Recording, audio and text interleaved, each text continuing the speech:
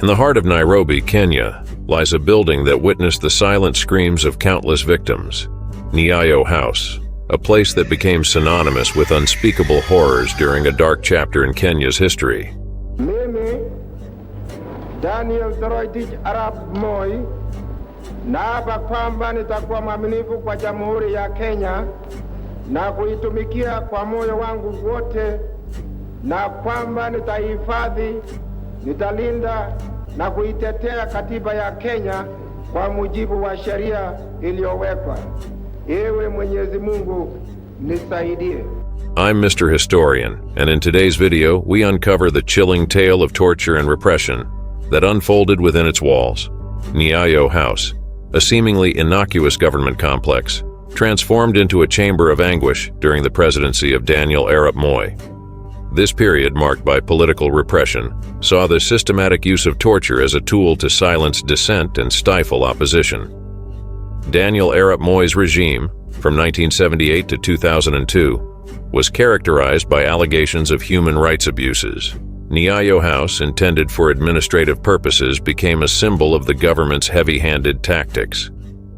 But first, let us look at its history. The planning of the tower started way back in 1973, and it was initially set to be named as Nairobi House. Construction started in 1979, 1 year after Daniel Arap Moi took over as the second president of Kenya. The building of the tower was completed in 1983. During its construction, torture chambers were located on the underground. This idea was bought from President Ceausescu of Romania.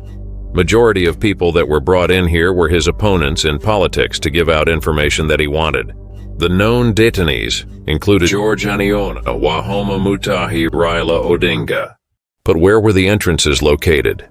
In the heart of Nyayo House, a public building turned into a clandestine chamber of horror, operated with sinister efficiency. Unbeknownst to the public, there were two entrances to these chambers, each harboring its own dark secrets. The first entrance, shrouded in darkness, led through the underground parking.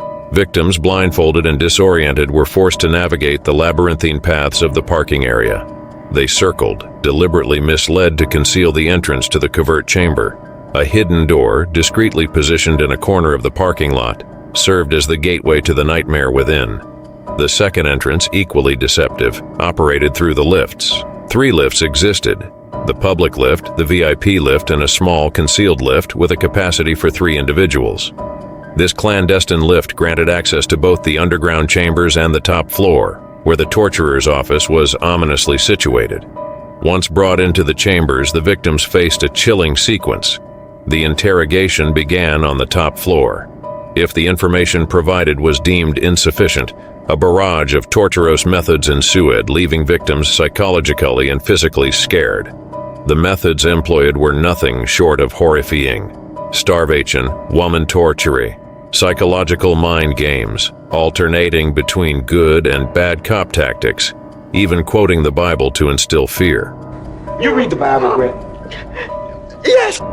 The path of the righteous man is beset on all sides by the inequities of the selfish and the tyranny of evil men. For those unfortunate enough to face detention, small cubicles devoid of basic amenities awaited. No toilets, no food. Victims endured weeks and months in these squalid conditions.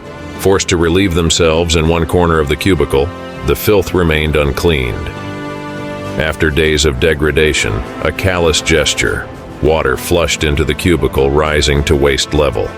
Health and well-being were disregarded. Many succumbed within those walls. The chambers of Nyayo House bore witness to unspeakable atrocities, a dark chapter in Kenya's history that serves as a reminder of the importance of justice, accountability, and the protection of human rights.